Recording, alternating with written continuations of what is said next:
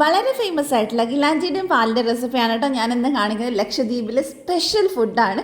ഒരു വട്ടെങ്കിലും ട്രൈ ചെയ്ത് നോക്കേണ്ട ഒരു സംഭവമാണ് കേട്ടോ. അടിപൊളി ടേസ്റ്റാണ്. അപ്പോൾ എന്തായാലും കഴിക്കാത്തവരൊന്നും ഉണ്ടാക്കി കഴിച്ചു നോക്കുക. അപ്പോൾ നമുക്കിതെങ്ങനെ ചെയ്യുന്നത് നോക്കാം. അപ്പോൾ ഒരു കപ്പ് പച്ചരി 250 ml കപ്പിലാണ് കേട്ടോ. ഒരു കപ്പ് പച്ചരി ഞാൻ 4 മണിക്കൂർ ഒന്ന് കുതിർത്തി വെച്ചിട്ടുണ്ടായിരുന്നു. അത് നന്നായിട്ട് കഴുകിയിട്ട് നമുക്ക് മിക്സിയുടെ ജാറിലേക്ക് ചേർത്ത് കൊടുക്കാം.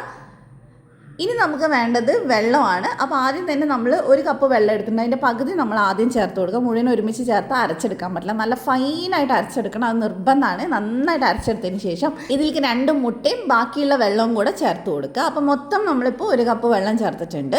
നന്നായിട്ട് അടിച്ചെടുത്തതിന് ശേഷം ഇനി ഒരു കപ്പും കൂടെ നമുക്ക് വെള്ളം ആവശ്യമുണ്ട് കേട്ടോ. അപ്പോൾ അത് മിക്സിയുടെ ജാറിലേക്ക് ചേർത്തിട്ട് അതും കൂടെ ഒഴിച്ചു കൊടുക്കുക. അപ്പോൾ മൊത്തം ഒരു കപ്പ് പച്ചരിക്ക് 2 കപ്പ് വെള്ളവും 2 കോഴിമുട്ടയും ഒരു 1/2 ടീസ്പൂൺ ഉപ്പും നമ്മൾ ചേർത്തിട്ടുണ്ട്. നന്നായിട്ട് മിക്സ് ചെയ്തെടുത്താൽ നമ്മുടെ ആ ഒരു കിലാഞ്ചിക്കുള്ള മിക്സ് റെഡി. നമ്മുടെ ഓൾമോസ്റ്റ് നമ്മുടെ ആ ഒരു ദോശയൊക്കെ പോലെ തന്നെയാണ് ഇരിക്കുന്നത്, നീർദോശയൊക്കെ പോലെ.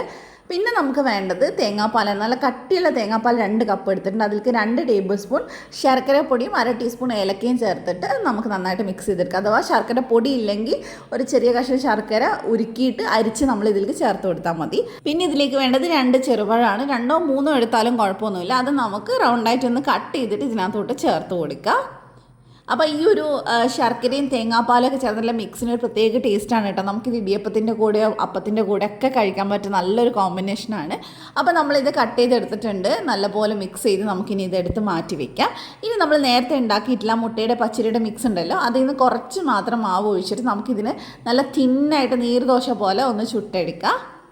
ഇത് വളരെ കുറഞ്ഞ സമയം കൊണ്ട്, ഏകദേശം ഒരു 30 സെക്കൻഡ് കൊണ്ട് തന്നെ ഇത് വെന്തിട്ടുണ്ടാവും. സൈഡൊക്കെ വിട്ട് വരുന്ന സമയത്ത് നമുക്കിതിനെ 4ആയിട്ടൊന്ന് മടക്കിയെടുക്കാം. നല്ല സോഫ്റ്റാണ് കേട്ടോ. ഇത് ചുമ്മാ കഴിക്കാൻ തന്നെ അടിപൊളി ടേസ്റ്റാണ്. ഇതിൻ്റെ കൂടെ പാലൊന്നും വേണമെന്ന് പോലും ഇല്ല. പക്ഷേ ആ ഒരു കോമ്പിനേഷൻ അടിപൊളി ആയതുകൊണ്ടാണ് നമ്മളിങ്ങനെ ചെയ്തെടുത്തിട്ടുള്ളത്. അപ്പോൾ നമ്മളിത് എല്ലാ ദോശയും ഇതേപോലെ അങ്ങോട്ട് ചുട്ടെടുക്കുക.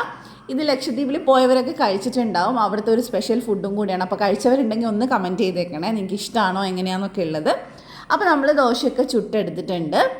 അപ്പോൾ അതെല്ലാം അടിപൊളിയായിട്ട് ചുട്ടെടുത്ത് നല്ല എന്താ പറയുക, ടിഷ്യൂ പേപ്പർ മാതിരിയാണ് കേട്ടോ. അത്രയും തിന്നായിട്ട് നല്ല സോഫ്റ്റ് ആയിട്ടുള്ള ഒരു ദോശയാണ് ഇത്. കുട്ടികൾക്കൊക്കെ ഭയങ്കര ഇഷ്ടമാവും. അപ്പോൾ ഇനി നമുക്കിത് സെർവ് ചെയ്യുന്നത് എങ്ങനെയാണെന്ന് നോക്കാം. ഇതുപോലെ നമ്മൾ 1-2 ദോശ ഇങ്ങനെ ഇട്ട് കൊടുക്കുക. ഇത് കിലാഞ്ചി എന്നാണ് അവിടെ പറയുക. എന്നിട്ട് നമ്മൾ ഇതിൻ്റെ മേലെയായിട്ട് ആ പഴവും പാലും ഒക്കെ ചേർന്നിട്ടുള്ള മിക്സ് ഉണ്ടല്ലോ, അത് ഒഴിച്ചു കൊടുക്കുക. എന്നിട്ട് കുതിർത്തിയിട്ട് ഇത് ചുമ്മാ കഴിക്കാൻ കേട്ടോ ചെയ്യുക. അടിപൊളി കോമ്പിനേഷനാണ്. എന്തായാലും ഒരു വട്ടെങ്കിലും ഉണ്ടാക്കി നോക്കുക. അപ്പോൾ ട്രൈ ചെയ്തിട്ട് ഫീഡ്ബാക്ക് അറിയിക്കുന്നു വിചാരിക്കുന്നു. ഇതുപോലെ നല്ല കിടിലൻ റെസിപ്പീസിന് വേണ്ടി ധ്യാൻസ് കിച്ചൻ ഫോളോ ചെയ്യാൻ മറക്കല്ലേ. മറ്റൊരു നല്ല വീഡിയോ ആയിട്ട് കാണാം. ബൈ.